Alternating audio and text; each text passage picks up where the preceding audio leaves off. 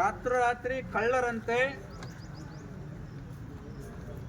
ಹೋಗಿ ಮೂರ್ತಿಯನ್ನು ಪ್ರತಿಷ್ಠಾಪನೆ ಮಾಡೋದರ ಮುಖಾಂತರವಾಗಿ ಇವತ್ತು ಶರಣರ ಇತಿಹಾಸಕ್ಕೆ ಕಪ್ಪು ಮಸಿ ಬಳಿತಕ್ಕಂಥ, ಶರಣರ ಇತಿಹಾಸದಲ್ಲಿ ಯಾವ ಶರಣರು ರಾಜಾರೋಷವಾಗಿ ಬದುಕ್ತಾ ಇದ್ರೋ, ಸ್ವತಂತ್ರ ಧೀರರು ಅಂತ ತಿಳ್ಕೊಂಡು ಹೇಳ್ಕೊಳ್ತಾ ಇದ್ರು, ಅಂಥ ಒಂದು ಶರಣ ಸಂಪ್ರದಾಯದಲ್ಲಿದ್ದುಕೊಂಡು ಹುಲಿ ಹೊಟ್ಟೆಯಲ್ಲಿ ಹಿಲಿ ಹುಟ್ಟಿದಂಥ ಪರಿಸ್ಥಿತಿಯನ್ನು ನಿರ್ಮಾಣ ಮಾಡಿದ್ರು. ಅಂಥ ಅವಶ್ಯಕತೆ ಏನಿತ್ತು ರಾತ್ರಿ. ಹಾಗಾಗಿ ಅದನ್ನು ಖಂಡಿಸಿ ನಾನು ಮೊಟ್ಟ ಮೊದಲ ಬಾರಿಗೆ ಪತ್ರಿಕೆ ಒಳಗಡೆ, ಬಸವ ಮೀಡಿಯಾ ಒಳಗಡೆ, ಫೇಸ್ಬುಕ್ನೊಳಗಡೆ, ವಾಟ್ಸಪ್ ಮುಖಾಂತರವಾಗಿ ಅದನ್ನು ಖಂಡಿಸಿ ಅರಿವಿನ ಮನೆಯಲ್ಲಿ ಅವಾಂತರ ಅಂತಲೂ ಬರೆದಿದ್ದೀನಿ.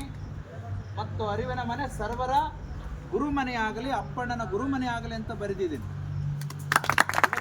ಅನ್ಯಾಯ ಅನಿಸ್ತಾ ಇದೆ. ಕೇವಲ ಅಪ್ಪಣ್ಣ ಸಮಾಜದವರು ಅಷ್ಟೇ ಹೋರಾಟ ಮಾಡಬೇಕಂತಕ್ಕಂಥ ಹೀನಾಯ ಮನಸ್ಥಿತಿಗೆ ಬಂದಿರತಕ್ಕಂಥ ಸಮಾಜ ಇವತ್ತು ಆ ಸಮಾಜಕ್ಕೆ ಧಿಕ್ಕಾರ ಇಲ್ಲ. ಯಾಕೆಂದರೆ ಶರಣರು ಜಾತ್ಯತೀತರು. ಅಪ್ಪಣ್ಣನವರ ದೃಷ್ಟಿಯಲ್ಲಿ ಒಳಗೊಂದು ಹೊರಗೊಂದು ಮನಸ್ಥಿತಿಯನ್ನು ಹೊಂದಿರತಕ್ಕಂಥವ್ರು ಹಗರಣಿಗರು ಅಂತಾರೆ. ಹಗರಣಿಗರಂತಾರೆ ಒಂದು ವಚನದಲ್ಲಿ ಹೇಳ್ತಾರವ್ರು. ಏನಂತ ಹೇಳ್ತಾರೆ? ಜಗದಲ್ಲಿ ಹುಟ್ಟಿದವರೆಲ್ಲ ಹಗರಣಿಗರಾಗಿ ಹುಟ್ಟಿದವರಲ್ಲದೆ ಈ ಜಗವ ಗೆಲ್ಲಲರಿಯದೆ ನೆಗೆಗಡೆಯಾಗಿ ಹೋದರಲ್ಲ ಅಂತೇಳಿ ಅವತ್ತೇ ಹೇಳ್ಯಾರ. ಬಹುಶಃ ಇಂಥ ಭೂಪರು ಹುಟ್ಟುತ್ತಾರಂತ ಅವತ್ತೇ ಹೇಳಿದರು.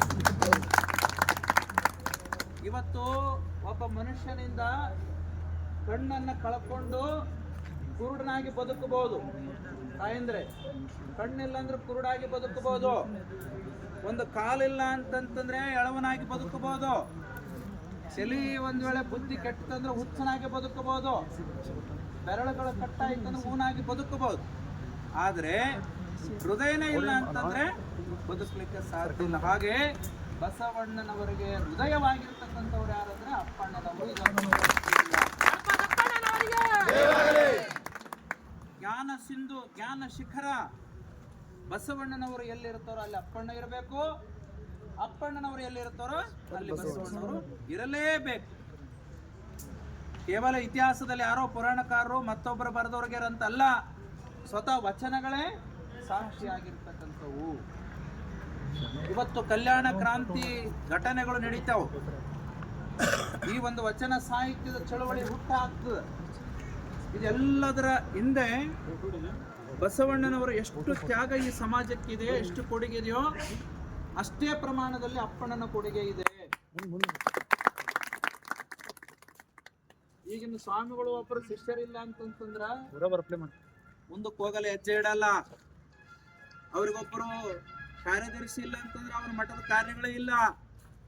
ಒಬ್ಬ ಕಾರ್ಯದರ್ಶಿ ಇಲ್ಲ ಅಂದ್ರೆ ಅವ್ರು ಯಾವ ಕಾರ್ಯಕ್ರಮಗಳಾಗಲ್ಲ. ಸುಮ್ಮನೆ ಜಸ್ಟ್ ಲೈಕ್ ರಿಮೈಂಡ್ ನೀವು ನೋಡ್ಕೊಳ್ರಿ. ಬೇಕಾದ್ರೆ ಒಂದು ಇಡೀ ಸರ್ಕಾರದ ವ್ಯವಸ್ಥೆ, ಆಡಳಿತ ವ್ಯವಸ್ಥೆ ನಡಿಬೇಕಾಯ್ತು ಅಂತಂದ್ರೆ IAS ಆಫೀಸರ್ ಇಲ್ಲ ಅಂದ್ರೆ ನಡೆಯೋದಿಲ್ಲ. ಹಾಗೆ ಇವತ್ತು ಬಸವಣ್ಣನವರ ಸಮಗ್ರವಾಗಿರ್ತಕ್ಕಂಥ ಕ್ರಿಯಾ ಯೋಜನೆ, ಬಸವಣ್ಣನವರ ಸಮಗ್ರವಾಗಿರ್ತಕ್ಕಂಥ ಸಮಾಜ ಚಿಂತನೆಗೆ ಯಾರನ್ನ ಆಯ್ಕೆ ಮಾಡ್ಕೊಳ್ತಾರೆ ಅನ್ನೋದು ಬಹಳ ಮುಖ್ಯ ಆಗ್ತದೆ. ಅಂತ ಆಯ್ಕೆಯಲ್ಲಿ ಮೊಟ್ಟ ಮೊದಲ ಬಾರಿಗೆ ನಿಂತು ಕೊನೆತನ ಕಟ್ಟ ಕಡೆಯವರಿಗೆ ಬಸವಣ್ಣವರ ಪ್ರಾಣವಾಗಿ ಒಂದು ವಜ್ರ ಕವಚವಾಗಿ ನಿಂತಿರ್ತಕ್ಕಂಥವ್ರು ಅಪ್ಪಣ್ಣ ತಂದೆಯವರು. ಇಂಥ ಒಂದು ಅಪ್ಪಣ್ಣ ತಂದೆಯವರನ್ನ ದೂರ ಮಾಡ್ತಕ್ಕಂಥ ಒಂದು ಕುಚೋದ್ಯದ ಕೆಲಸವನ್ನ ರಾತ್ರಿ ಮಾಡಿದ್ದು ನಾನು ಖಂಡಿಸ್ತೀನಿ. ಕಾರಣ ಏನು ಅಂತಂದ್ರೆ, ಅರಿವಿನ ಮನೆ ಇವತ್ತು ಎಂತ ಅಪರಾಧ, 2 ಅಪರಾಧ ಸ್ಥಾನವನ್ನ ಮಾಡಿದ. ಬಸವಣ್ಣನವರಿಗೆ ಇದ್ದಿದ್ದು ಒಬ್ಬರೇ ಧರ್ಮಪತ್ನಿ, ಇಬ್ಬರಲ್ಲ, ಇಬ್ಬರು ಅಂತ ಪುರಾಣಗಳು ಹೇಳ್ತವೆ ಅಂತ ಹೇಳಿ ಎಲ್ಲೋ ಒಂದು ಕಡೆ ಬಸವಣ್ಣನವರಿಗೂ ಅನೈತಿಕವಾಗಿರ್ತಕ್ಕಂಥ ಒಂದು ಮಸೀವೆಯನ್ನ ಬೆಳಿತಾ ಇದ್ದಾರೆ. ಜೊತೆಗೆ ಆ ಜಾಗದಲ್ಲಿ ಯಾವ ಅಪ್ಪಣ್ಣನವರು ಕೂಡಬೇಕಾಗಿತ್ತೋ ಅಲ್ಲಿ ಮತ್ತೊಬ್ಬರ ಮೂರ್ತಿಯನ್ನ ಕೂಡಿಸಿ ಇವತ್ತು ಇಡೀ ಶರಣ ಕಾಯಕ ವರ್ಗದ ಶರಣರಿಗೆ ಅವಮಾನ ಮಾಡ್ತಾರೆ. ಅಂದ್ರೆ ಅದರ ಅರ್ಥ ಏನು? ಹಿಂದಿನವರೆಲ್ಲ ನೇರ ಬ್ರಾಹ್ಮಣರು, ಇವನಾರು ಅಂತ ದೂರ ಮಾಡಿ ಜಾತೀಯತನ್ನ ಮಾಡಿ ಇತಿಹಾಸದಲ್ಲಿ ದೊಡ್ಡ ಕಳಂಕಿತರಾಗಿ ಬದುಕ್ತಾ ಇದ್ದಾರೆ.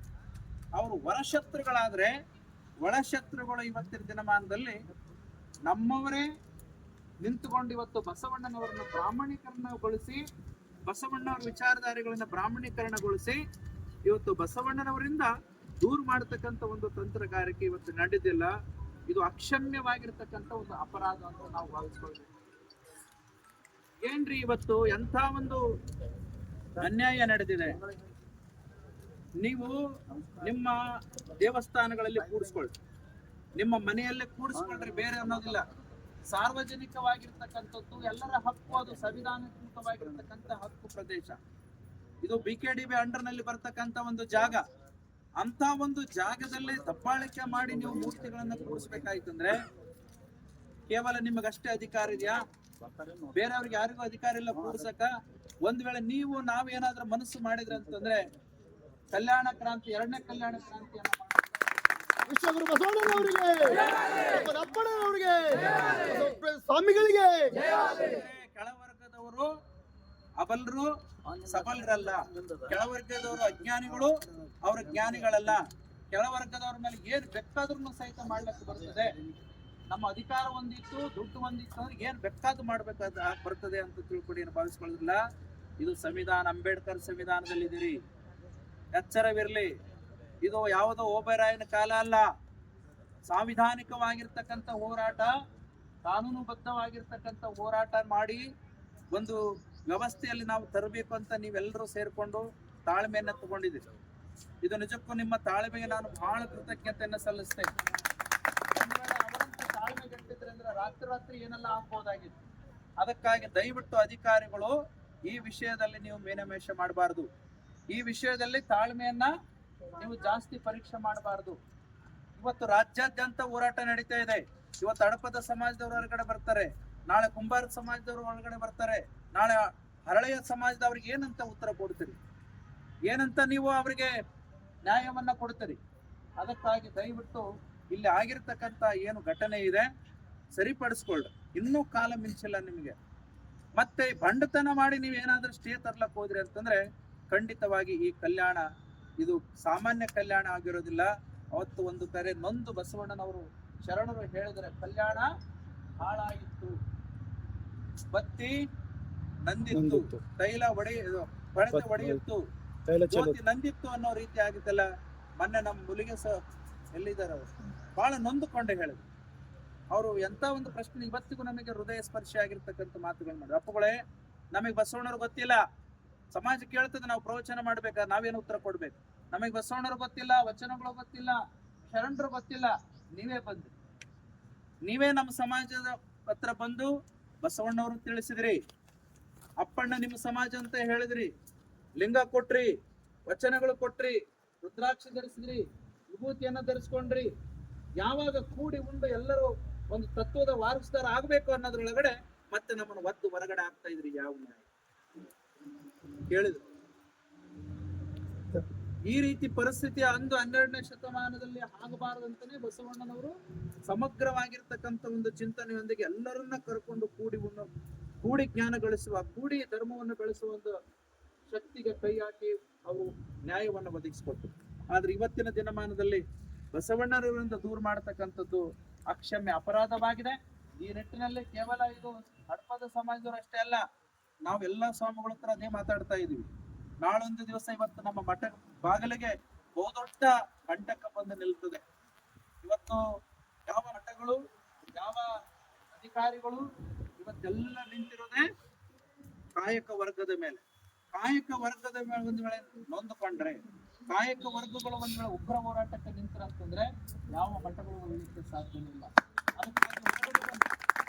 ನೀವು ಯಾವ ರಾಜಕಾರಣಿಗಳ ಕೈಗೊಂಬೆ ಆಗಬೇಡಿ, ಯಾವ ಅಧಿಕಾರಿಗಳ ಕೈಗೊಂಬೆ ಆಗಬೇಡಿ. ಶರಣರು ಯಾರ್ರಿ? ಹಡಪದಪ್ಪಣ್ಣ ಯಾವ್ದಾರ ಒಂದು ಜಾತಿಗೆ ಸೀಮಿತರಾಗಿದ್ದಾರೆ, ಹರಳೆಯನವರು ಯಾವ್ದಾರ ಜಾತಿಗೆ ಸೀಮಿತರಾಗಿದ್ದಾರೆ.